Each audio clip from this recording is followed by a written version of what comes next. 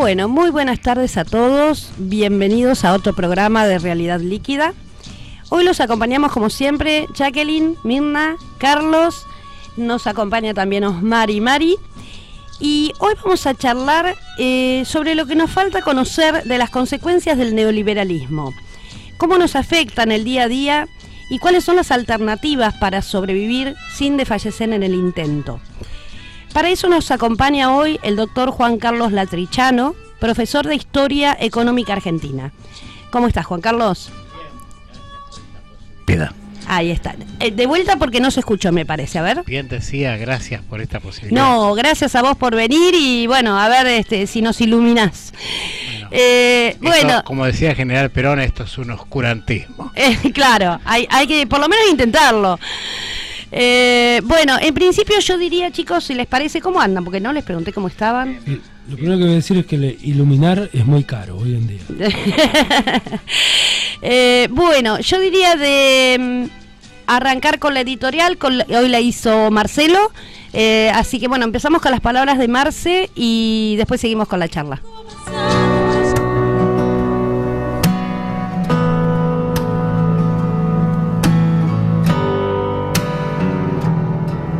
Lo blanco es símbolo de pureza.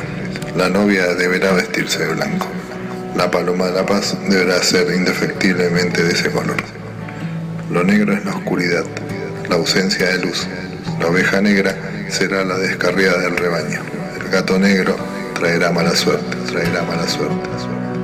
Ahora bien, si lo blanco es sentirse por arriba de lo negro, si es esa manera de pensar en la que lo negro siempre será digno de sospecha, si lo blanco es esa forma de economía en la que lo que le sobre a lo blanco derramará tal vez a lo negro, si es pensar que lo negro deberá ser encarcelado porque molestará su oscura solidaridad, si es esa forma de manejar dinero en negro obviamente, para después sí esperar la oportunidad para blanquearlo, si es pensar que pegándole a lo negro lo blanco festejará, si lo blanco es gritar contra los negros irritados como si se hubiesen tragado con agua viva, entonces que lo negro vuelva a recuperar su lugar como la marea, que la tinta negra escriba verdades sobre el papel blanco, que lo negro vuelva feliz a invadir playas, que lo negro curse en universidades, que lo negro pueda trabajar sin miedo a perder el laburo y sin agachar la cabeza, que lo negro haga arder carbón y madera para comer lo que tenga ganas, que lo negro se vista con sus mejores ropas y festeje su negritud,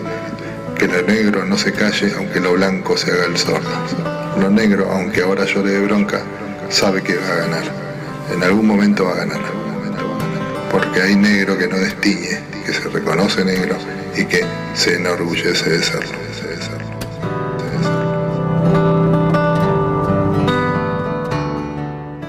Bueno, acá estamos de vuelta, teñidos de negros que no desteñimos. Bueno, yo diría de empezar la charla para aprovecharlo con Juan Carlos. ¿Quiere arrancar alguno con alguna preguntita? Me parecería piola arrancar con algún temita de actualidad como para usar de disparador. Como por ejemplo lo que está ocurriendo en estos días con el Inca, si les parece. En estos días, bueno, una operación para desnudar lo que es una operación de prensa, ¿no? En estos días un tal Feynman, como un animal suelto, lanzó una información que devino en la caída del director del Inca, simplemente porque lo acusó en un medio masivo, abusando de su masividad, lo acusó de corrupción. Y dijo que había gastado $8 millones en obras que nunca se habían hecho. Bueno, la respuesta llegó contundente, las obras están a la vista, se han mostrado filmaciones y se ha demostrado que se federalizó la industria del cine a lo largo y a lo ancho del país, con obras en las distintas provincias, para darle un desarrollo a esta industria del cine y a esta industria cultural también, que lo es en todos los rincones del país. ¿Que cómo se financia? Porque también dijeron que se financia con los impuestos públicos, y en realidad esto no es cierto. Se financia con un porcentaje de las entradas que pagamos cuando vamos al cine, y se financia también con el canon que tienen que pagar las operadoras de cable por distribuir cine a través de sus señales. Esos dos montos, que oscilan anualmente en aproximadamente 1.500 millones de pesos, están constituidos por 600 millones que vienen del lado de las entradas de cine y unos 900 millones que vienen del lado de las cable operadoras. Y se dice también que en estos días aparecerá mágicamente un pedido de modificación de la ley que constituye al Inca como ente autárquico, buscando voltear su forma de financiamiento, donde hay mucho interés en que sobre todo estos 900 millones de pesos que vienen de la mano de las cable operadoras dejen de ser aportados a este fin, o dejen de ser aportados directamente. Bueno, una operación de prensa para que quede claro como una forma de análisis crítico de nuestra realidad. Por otro lado, la estrategia para la legalización de la penalización de la protesta que se ha enviado al Congreso es otro elemento que apunta al poder manejar nuestros derechos y dejarnos sin la posibilidad de salir a la calle y en el espacio público decir nuestra disconformidad cuando se avasallan esos derechos. ¿Cuál es la estrategia? Pareciera ser, en una primera mirada crítica, que exacerbar el pedido de la penalización en cantidades de años exorbitantes, como se está hablando en estos días, de pasar a 6, 8 años de prisión por cortar una calle, por ejemplo, o por llevar un garrote en la mano o tener la cara tapada, bueno, es una forma de instalar el tema, para después, bajando esa penalización, negociando en que sean, no digamos 8, que sean 1,5, 2, de todos modos, es una forma de disciplinar la protesta social. Esto es lo que se busca, otra mirada crítica a la realidad que estamos viviendo. Y por último, para entrar de lleno a lo económico, hoy se venía diciendo desde la semana pasada que asistíamos a un superlunes, un lunes donde era el mayor vencimiento de deuda para este año el que debiera afrontar el Tesoro de la Nación. 7.200 millones de dólares, 6.900 y pico de capital, más de 250 millones de intereses. ¿Cómo se financia esto? El Ministerio de Finanzas colocó esta semana 2 nuevos bonos del Estado Nacional, 1.700 millones con vencimientos en 2025 y en 2037, con tasas del 5.75 y 7.62% respectivamente. Esto también como otra forma de análisis crítico de esta realidad, porque mucho se habla de que nos estamos endeudando y mal, pero esto empieza a llevarnos con datos duros a la conciencia de que en 2037 vamos a estar pagando las deudas que se están tomando hoy. Juan Carlos, ¿qué nos podés dar como opinión en primera instancia sobre estos temas? Lo primero, referirme al Inca, ¿no? Lo cultural, que no es menor. Aparentemente la estrategia no sería tanto en lo monetario, que por supuesto importa y mucho, sino actuar respecto a la cultura nacional. Claramente el cine es un elemento cultural muy, muy fuerte. Días pasados me decía mi sobrina, ¿no? Tío, estoy realmente enamorándome de las películas argentinas. Es una manera de llegar al país el cine, ¿no? Un poco de mostrar un país más profundo, más de fondo. E indudablemente me parece que van contra eso. Respecto de la criminalización de la protesta, me parece que es ir a la forma y no al fondo el problema. Tal vez también como cuando se intenta bajar, no olvidemos, la penalización de los menores, cuando en realidad el problema de fondo es crear un país inclusivo. Y claramente me parece que esa es la asignatura pendiente de esta gestión que se ha iniciado en diciembre de 2015. Va incrementando la exclusión, o sea, en línea opuesta a la inclusión, y esto trae aparejado el incremento de la protesta. Creo que la protesta ha subido claramente, sobre todo en este segmento del año, que tiene que ver con que las capas medias y las capas bajas están entrando en una zona de desesperación, porque yo con mucha de la gente que hablo de todos los sectores me dicen que no pueden llegar a fin de mes Y este es un elemento central. Un hecho evidente lo vemos con los maestros. Claramente el salario no les alcanza y se han visto obligados a una situación social.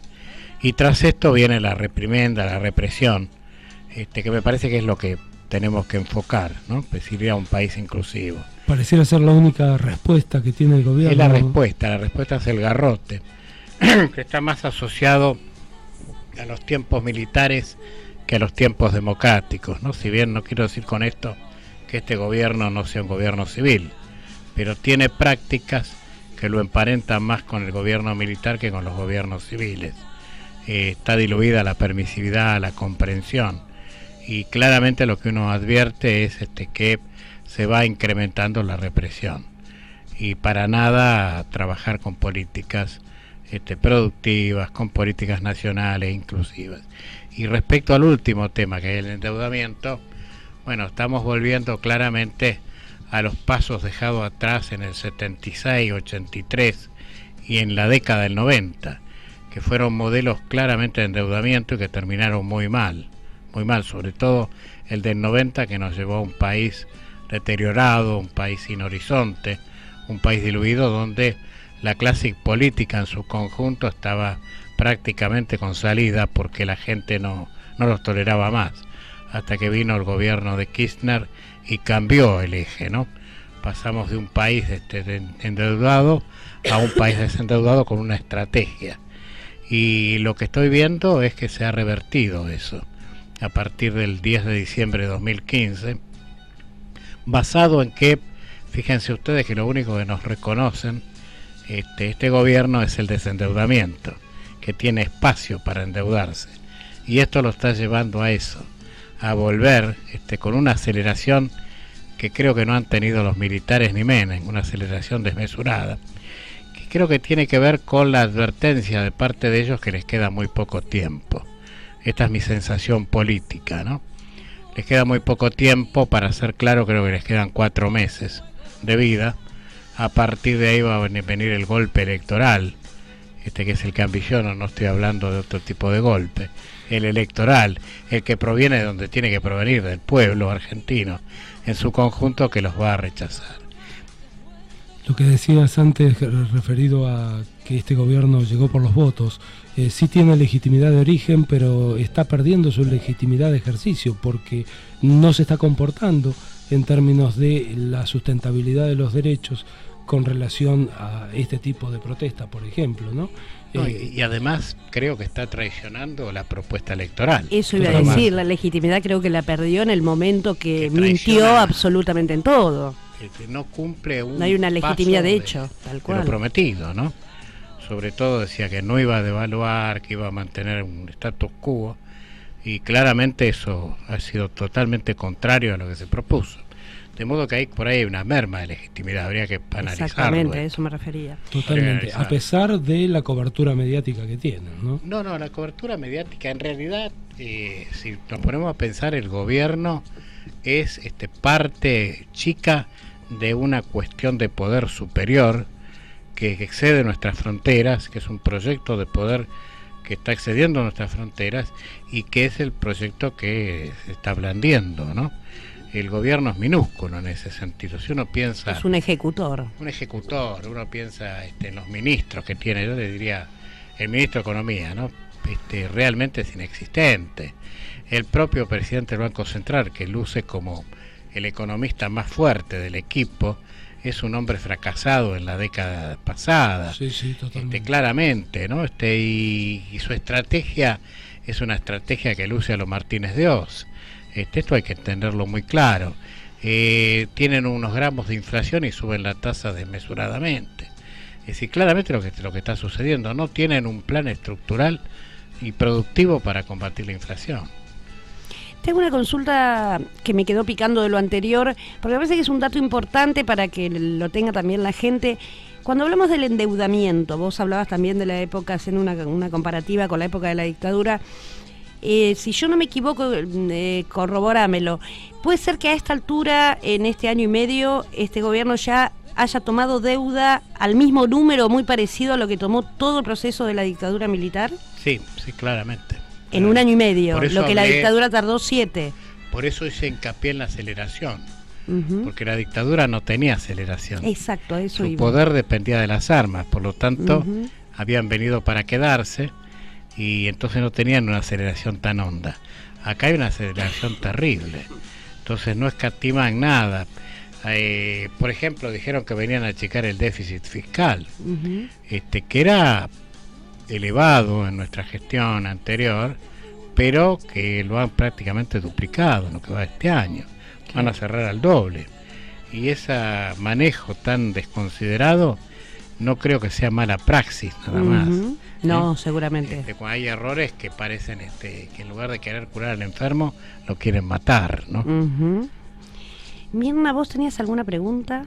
Sí, subir la tasa de interés no se contradice con la búsqueda de la reactivación del mercado, más teniendo en cuenta que se aproximan elecciones. Bueno, yo no creo que ellos quieran la reactivación del mercado. El proyecto de poder, por eso hablé de que emana del exterior. La Argentina ha tenido desde su génesis una política binaria. Es decir, o acudimos a los intereses foráneos, que fue nuestra génesis de 1810 hasta el advenimiento del segundo gobierno de Brigadier Rosas, un país abierto, para pasar a un modelo cerrado con Rosas, nuevamente abierto con Urquiza y sus seguidores, ni hablar con el modelo agropastoril, y luego el modelo cerrado con Perón, luego nuevamente tras la caída de Perón y salvo el pequeño periodo de 73-76, un modelo extremadamente abierto y exacerbado en el 76 y en el 90 con Menem, atenuado y mejorado profundamente con Kirchner y Cristina, y ahora otra vez abierto. Entonces en el modelo abierto no cabe pensar de una reactivación interna, sino lo que cabe pensar es una reactivación de las importaciones, una merma del consumo, una doblegación del asalariado, un bolsón de desocupados. En esto tocamos con Carlos Marx, ¿no?, que hablaba del ejército de desocupados de reserva, lo están creando. Y al mismo tiempo un país que consume en el exterior, que va desindustrializando la Argentina gradualmente. Así yo no creo que quieran reactivar. Lo que creo que quieren es alinear una tropa de pelaje gorila, de pelaje enojado con el gobierno popular, y crear ahí un núcleo cautivo y tratar de acercarse a lo que podría considerarse una derrota digna. Pero eso ya lo saben, sí. Tienen claro que la derrota debiera ser digna cuando menos, que no termine 5-0, que termine 3-1. Sí. Yo creo que esto lo saben, porque se percibe. Y no estoy hablando de mi diálogo exclusivo con las capas populares, yo vengo hablando con comerciantes, vengo hablando con industriales, desde luego pymes, no todos, y la queja es unánime, porque les han subido las tarifas de manera loca y no pueden cubrir con sus ventas sus costos. Esto es lo que está ocurriendo. La preocupación hoy de los empresarios pymes es cómo juntan el dinero para despedir gente, porque claramente están muy encerrados.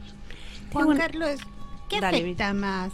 ¿El bajo consumo, sí, o las importaciones al país? Hoy por hoy al pyme le está afectando el bajo consumo, sí, claramente, pero fundamentalmente también los costos. Tendríamos que analizar nosotros un poco de dónde partimos. Se nos dicen las tarifas estaban atrasadas. Esto habrá que discutirlo a fondo. Creo que nos debemos un debate. Me refiero a la luz, el gas, las tarifas, sobre todo energéticas, que son base también en la industria, además de las casas de familia. Y claramente lo que teníamos como estrategia anterior en el gobierno Kirchner era cobrarle al agro y con esos fondos financiar en subsidios el gas y la luz. Desde luego cabían por ahí hacer ajustes dentro de ese esquema. Eso pero, es a lo que, discúlpame, se me viene a la mente lo que ellos denominan la pesada herencia, ¿no? Claro, o sea, pero en realidad es una pesada herencia ideológica, más que una pesada herencia de plata. Porque ¿qué hicieron ellos?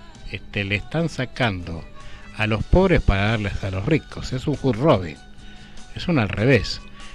Pero claramente le han pegado de este modo al comercio, a los restaurantes, a los pequeños emprendimientos que están pagando fortunas por el gas, la luz, y por ahí ellos correlacionan esos costos con los costos del extranjero, pero se olvidan que en el extranjero, donde están estos costos, los salarios son sensiblemente superiores. Y este es un olvido que no es casual, ¿eh? Son sensiblemente superiores en Europa, digamos, en el mundo Europa, occidental. Yo lo y discuto mucho, yo me siento mucho con economistas del otro lado y tratamos de hablar técnicamente, ¿no? Para no entrar en la grieta famosa. Claro.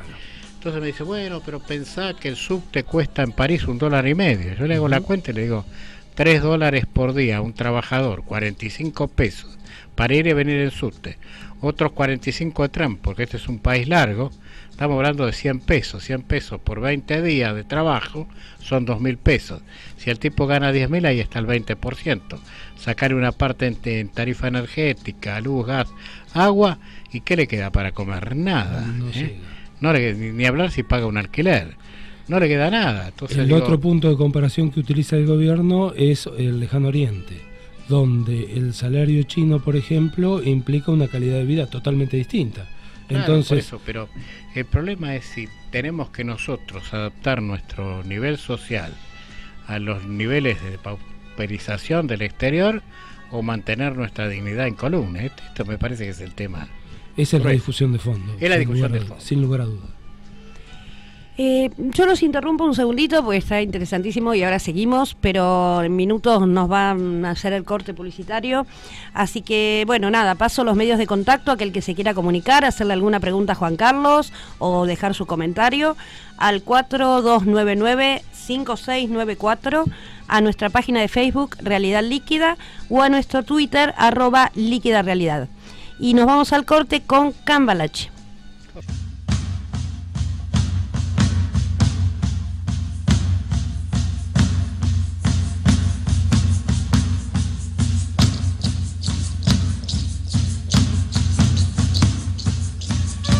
Bueno, nos agarraron charlando. Bueno, seguimos con la charla. A ver, a mí me quedó dando vueltas, Juan Carlos, que te lo iba a preguntar antes del corte, retomo ahora. Vos hablabas, como que das por hecho, el hecho de que de acá a 4 meses en las elecciones este gobierno, de alguna manera, la gente le va a decir, se te terminó la soga, ¿no? Por decirlo de alguna manera. A esto yo creo que mucha gente se envalentonó, sobre todo el gobierno, a partir de la marcha del 1A, que les dio como un nuevo aire, ¿no? Está como parece otro Macri a partir de esa marcha. ¿Cómo explicarías vos la marcha del 1A, dado que, por lo que vos decías, no tiene apoyo aparentemente? Pero es minúsculo, es un apoyo de un sector de segmento clase media alta, que es la clase que por ahí se puede estar beneficiando con el modelo, que tiene la posibilidad de viajar al exterior. Pero yo pienso que eso es ese núcleo es poco. Fue movilizado sin lugar a dudas, pero creo que el gobierno lo ha tomado como con una visión desmesurada también de optimismo. La realidad en la calle es muy otra. La realidad en la calle es que mucha gente está desencantada. Sobre todo, quizá han cometido 2 errores políticamente muy gruesos, en mi opinión, para ellos. El primero, la represión a los maestros. Yo no hablo del salario a los maestros. La represión a los maestros, la del domingo pasado. Porque todos nosotros tenemos en nuestro imaginario la maestra como la segunda mamá, ¿no? Y entonces pegarle a un maestro es de terror. Y por otro lado, algo muy caro para la clase media, sobre todo la clase media profesional, es la universidad. Claro. Y atacaron la Universidad Nacional de Jujuy. Estos 2 errores son muy gruesos y han penetrado muy hondo en esas capas. Y son 2 errores posteriores al 1A. Sí, al 1A, es verdad. Me parece que esto está ocurriendo.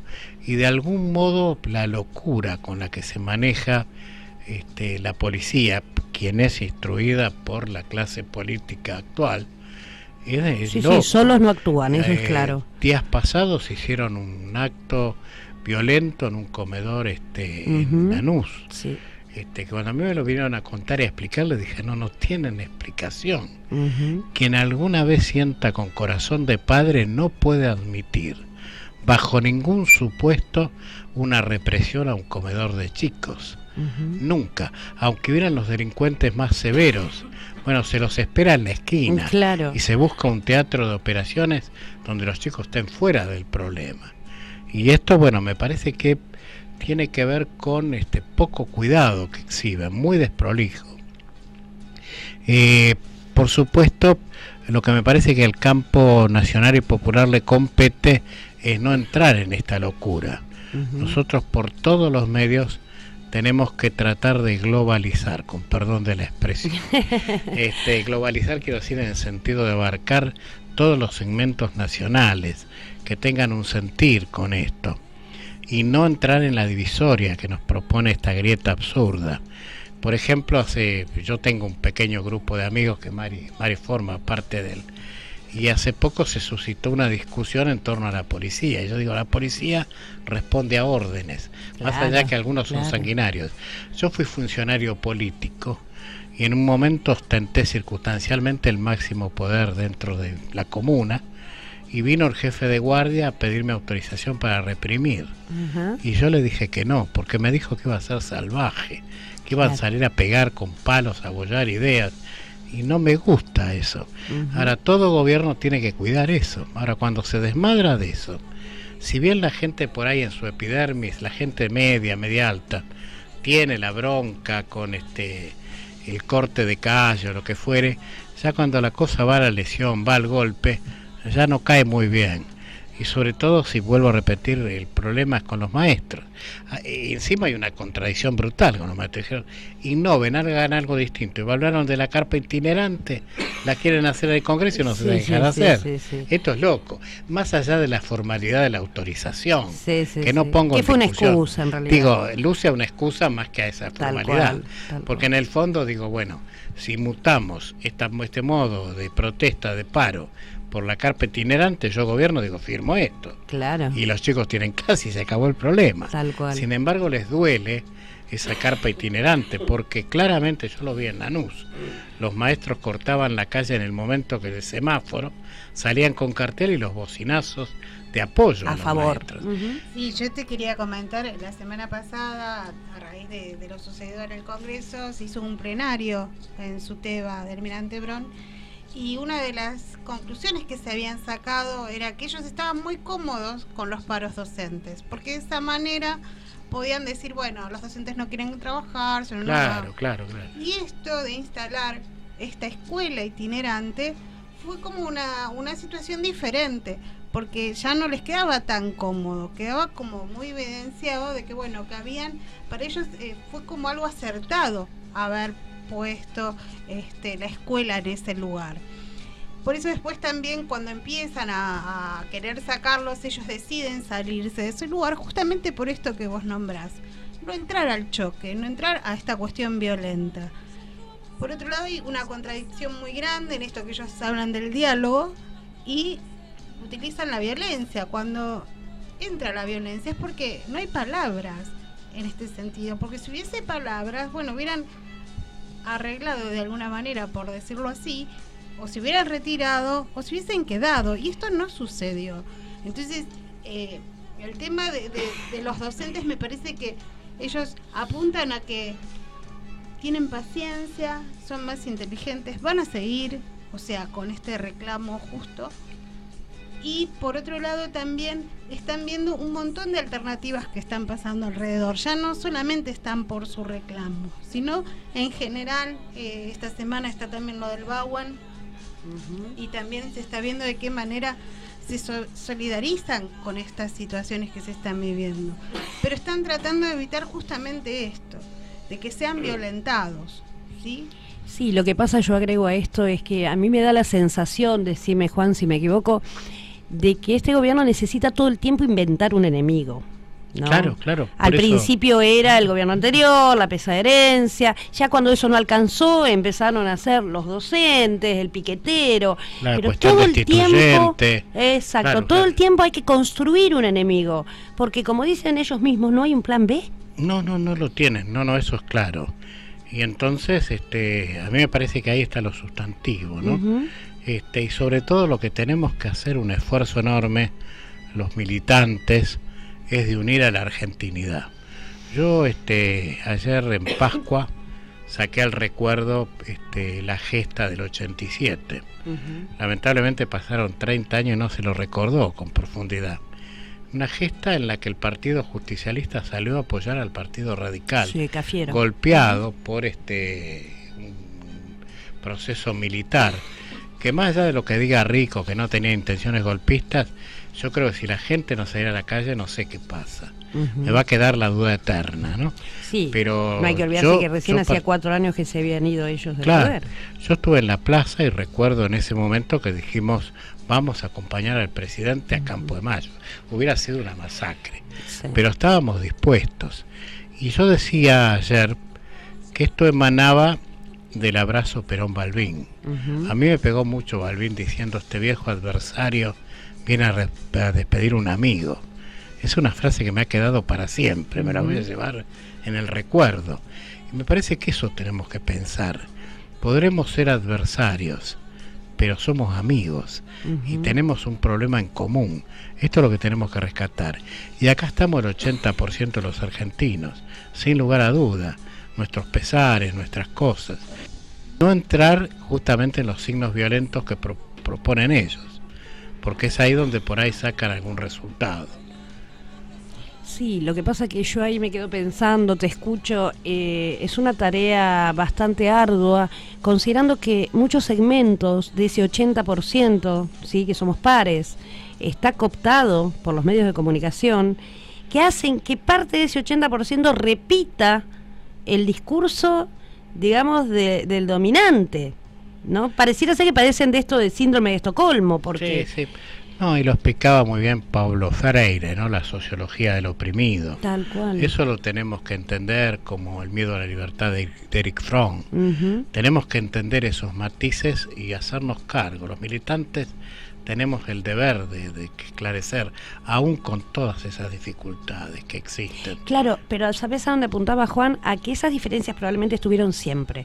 Pero hoy el discurso mediático que se baja, que muchos de nuestros pares compran, lo compran con virulencia, con violencia. El otro, se olvidan que es un amigo, que es un par, pasa a ser enemigo. Bueno, eso es lo que ellos llaman la grieta, ¿no? Yo no tengo la receta, ¿no? Pero y por eso es una tarea difícil. Creo que la paz interior vence, ¿no? Ahí tenemos que estar muy pacificados, seguir un poco las enseñanzas de nuestro Papa. Uh-huh. Y ir planteando un esquema que nos vaya globalizando de nuevo. Digo, ayer yo recibí de mucha gente que por ahí en otras circunstancias me protestan en el Facebook adiciones y creo que bueno, por ahí tenemos borrada hasta esa historia, ¿no? Es una historia muy, muy linda. Mucha gente me puso qué lindo recuerdo, uh-huh, ¿no? Y era el recuerdo del tiempo que pensábamos en un proyecto común. Y había habido una grieta, porque los la grieta existió siempre. Los perdedores, nosotros, con el proyecto de Alfonsín, pero ni bien lo tratado de tocar, salimos. Uh-huh. Y me parece que ahí hay que retomar eso, ver qué parte de eso podemos recuperar, que está en lo más rico de nuestra historia, ¿no? Como el abrazo Perón-Balbín. Uh-huh. Es decir, hay un montón de cosas ricas y riquezas que tiene la patria que por ahí hay que recuperarlas. Bueno, yo voy a decir algo al respecto. Yo soy más optimista, quién sabe. Han surgido, después de la derrota, una serie de grupos políticos sociales, nosotros somos uno de ellos, que nuclean no solo peronistas, que se supone que son los derrotados, sino que hay radicales, gente de izquierda, gente, los mal llamados sueltos, que estamos juntos y que peleamos juntos y que seguramente que si llegamos a un lugar común van a aparecer nuevamente esas diferencias que teníamos al principio. pero que reconocemos que tenemos un enemigo común, que el enemigo es fuerte y que si no peleamos juntos, que si no hacemos un todo, un sólido, no vamos a poder derrotarlo. Y eso a mí me pone optimista. Pasa en otro sentido, o con menos visibilidad, digo, lo que pasó en esas plazas en el 87. Yo también estuve en esa plaza y bailé con gente con la que no habría bailado. Exacto. 3 días antes o 15 días después. Pero el objetivo era un bien común más grande. Y yo creo que eso nos une. Y eso me da esperanza. Sí. Y después tenemos que recuperar también, y esto es otro trabajo militante, la visión internacional. El mundo está al borde de la Tercera Guerra Mundial. Tal cual. Estamos al borde de una locura mayúscula. Nuestro Papa nos viene diciendo ya hace algunos años que para él empezó la Tercera Guerra. Entonces, bueno, esto por ahí es meterlo en contexto, porque la gente por ahí no ignora todo esto que está sucediendo. Pero la jugada de Trump en Norcorea, ¿no? en Siria, es realmente descomunal y puede traer problemas muy serios. Entonces, es muy necesario recuperar la visión de Estado, la visión nacional, nuestro punto de vista. Hay problemas muy mayúsculos. Me parece que eso tenemos que ir replanteándolo, pero tenemos que salir de la zona de urticaria, diría yo. Tenemos nuestro compromiso, yo recuerdo a Tato Bores cuando se disfrazaba de interventor en colores para escuchar la crítica que le hacían y la cara de bronca que ponía, pero se la bancaba. Me parece que nos tenemos que bancar y ir pasando a otros pasos, ¿no? Que son estos, ¿no? El país que queremos, el proyecto, nuestros hijos, como dijeron ustedes hace un rato. Ahí me parece que tenemos cosas muy en común. Esto que decía él en la columna inicial, deuda del 2037, hay que hacerle entender a muchos que van a sufrir nuestros hijos, nuestros nietos, esta situación. Por ahí hoy no nos duele. Sí, no, y mucha gente no lo ve, no lo puede proyectar, ¿eh? Sí, bueno, pero es difícil. Hay que por ahí dejar el poroto germinando, ¿no? Tiene un poder tremendo el poroto que germina. Es decir, lo que no se ocupa, no se ocupa. Y lo otro, bueno, hay que tirar. Lo que cae y prospera, bueno, sale la planta. Y si no, se pudrirá. Pero la misión me parece que es esa. Pero es salir, porque en la urticaria es donde ganan ellos, porque empiezan todo lo que robaron, lo que lo que ve, los cortes, la criminalización, la violencia. Y bueno, nosotros no tenemos nada de eso. No tenemos nada. No, como decíamos antes, es un relato que han armado porque necesitan construir un enemigo todo el tiempo, ¿no? Claro, por eso. Pero me parece que hay elementos, esto de la penetración en una universidad. No, eso fue una locura. Era una locura. Bueno, se llevaron a esos dos chiquitos.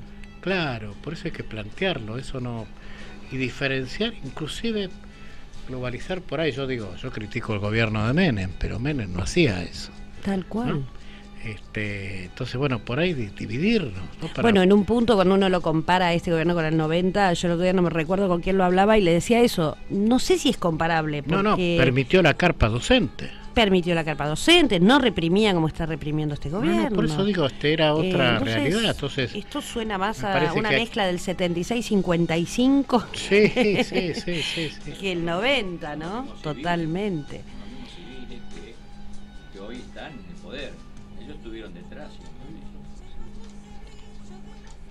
Yo, escuchándolo a Juan Carlos, me agrada tu optimismo. Esto que vos decís de ir sembrando o tirando la semilla, y cuesta a veces pensar que alguien, como decía Claudia, pueda proyectar cuando le cuesta el día a día, ¿no? O sea, es complejo, me parece, en esto de que pueda proyectar cuando hoy le es difícil esto que decíamos hoy, que no le alcanza para comprar la comida, que no le alcanza para mandar a los pies al colegio.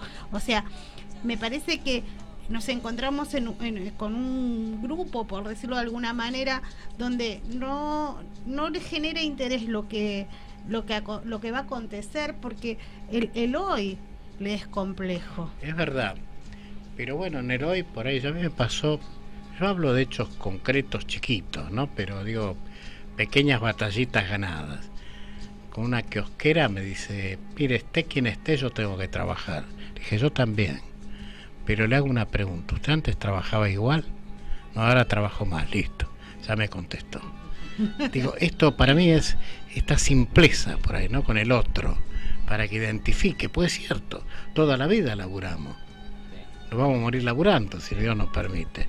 Entonces, esto es cierto, pero las condiciones de laburo varían. Esto por ahí a veces son verdades que me parece que no logramos comunicar bien, ¿no? En la gente. Y es en el hombre, el cuerpo a cuerpo, y sin pelea, porque hay que evitar la pelea. A veces yo me retiro como se retiró Urquiza en Pavón. Me dicen, pero lo tenés para ganar. Y yo no le quiero ganar, lo quiero incluir. Este es un poco claro, el tema. Ahí está la gran No diferencia. es un Boca arriba donde yo le tengo que ganar, lo quiero incluir. Entonces por ahí me retiro, en aguardo de que volvamos a charlar y él vea en mí un compañero, un amigo, y bueno, por ahí es una transferencia, es difícil. Si fuera fácil no estaríamos aquí. Tal cual, tal cual. Juan Carlos, ¿cuál sería en tu opinión, cuál hubiese sido en tu opinión el ajuste necesario que podría haber hecho este gobierno sobre la plataforma que dejó el gobierno anterior para, con su visión del mundo, digamos, hacer algo coherente pero favorable al desarrollo? Bueno, quizá hacer un ajuste cambiario, pero no de la manera loca que lo hicieron, ¿no? Ellos cometieron un error de diagnóstico severo, ¿no? Que yo obviamente lo digo de este lugar, ¿no? Para no entrar en el campo moral y criminalizar lo que hicieron. Digo, decían, la gente ya descontó la diferencia cambiaria que iba de 10 a 15 pesos. Ya la inflación está instalada. Yo lo digo muchas veces en clase, si algún alumno me contesta así, lo bocho. Porque no entender que si el tipo de cambio oficial de 10 pesos pasa a 15, eso se transfiere a precios, no entender eso, no entender nada de economía. Es no haber entendido les hablé con el corazón y me contestaron con el bolsillo. Claro, claro. Y ese es un tema grueso. Ahí cometieron un error de diagnóstico y después eliminar las retenciones, ¿no? Al agro.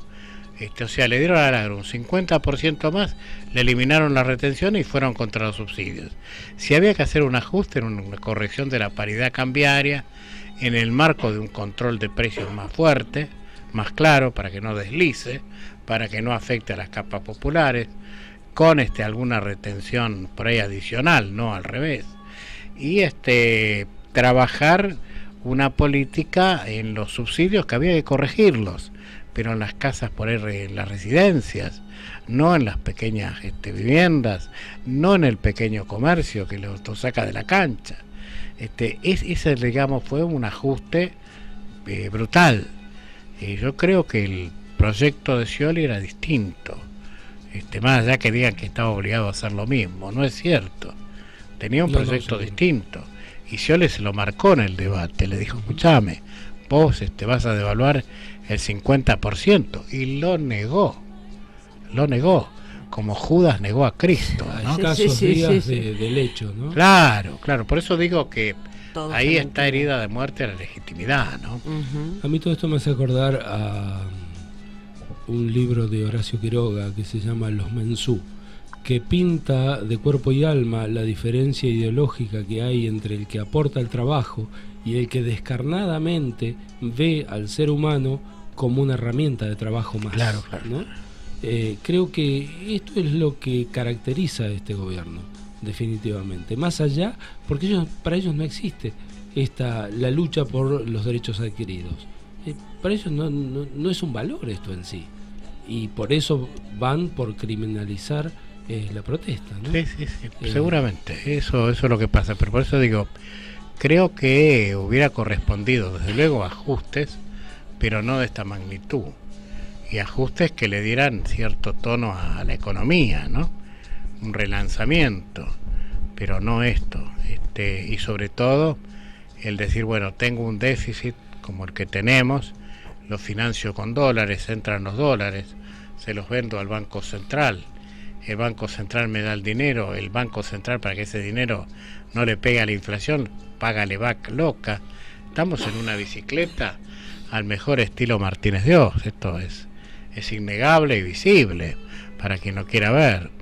Entonces, indudablemente eso es lo que está pésimo, y que de alguna manera el gobierno viene manipulando permanentemente y mal, al punto de que hay un tema muy severo.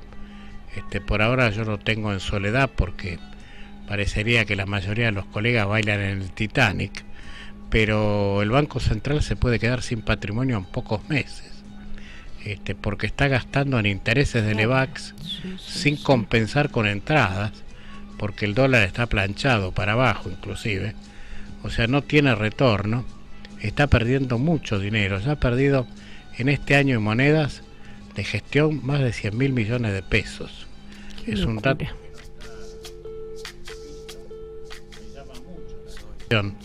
Y entonces cuando estoy escribiendo estas cosas digo, estoy loco y el resto tiene piedad por comia, o tengo razón y entonces están todos callados, algunos por criminales y otros por excesivamente miedosos. Yo creo que hay mucho temor. Mucho temor, sí. Juan Carlos, ya estamos sobre el límite, nos están haciendo señas. Que no vayamos. Sí, nos están echando. Obviamente quedó muchísimo. Nos queda resistir y quedar. Claro, resistiendo con aguante. No, bueno, nada, pedirte que hagas el cierre con lo que vos quieras decir. Obviamente va a haber otro programa para seguir charlando, pero bueno, por hoy, como lo que vos quieras para cerrar. No, digo, recién la compañera me decía que soy optimista. Por sobre todas las cosas me considero peronista. Y el peronismo es un modo de ver la vida. Exacto. Perón siempre tenía una visión optimista, más allá de los desaguisados de sus opositores y más allá de las torturas que pasó ideológicas, ¿no? Y yo tengo la misma visión, es decir, me acompaña un poco la creencia en el otro, más allá de que a veces no da para creer, esto es cierto, pero por sobre todas las cosas poseo en mi formación una visión humanística y cristiana que me hace creer en el otro, ¿no? Porque si yo no creo en el otro no soy cristiano. El otro es como yo, una creación de Dios, y por ende en algún momento el hermano en el error estará en el acierto, y en ese momento estaremos juntos en el mismo sendero. Ese optimismo tiene que ver con la creencia de que hay una vida mejor. La hemos experimentado por otro lado. Yo soy uno de los que por ahí me bañó el escepticismo allá por 2001. No creía que podíamos recuperar todo lo que recuperamos, y para mi sorpresa vino alguien que encabezó un cambio notorio, nos devolvió un país que mereció ser vivido, y bueno, si no tengo esperanza a partir de eso, creo que estamos fritos, ¿no? Exactamente. Bueno, muchísimas gracias, Juan Carlos, y quedamos para otra porque hay muchísimo más para hablar. Como siempre les recordamos que nos encuentran los sábados a partir de las 19 en Avenida Espora 1521 Adrogué. Somos Resistiendo con Aguante Almirante Brown Oficial. Y bueno, nos estamos encontrando el lunes próximo. Que tengan muy buena semana y a resistir como se pueda. Muchas gracias, Juan Carlos. Gracias, Juan. Será hasta el lunes.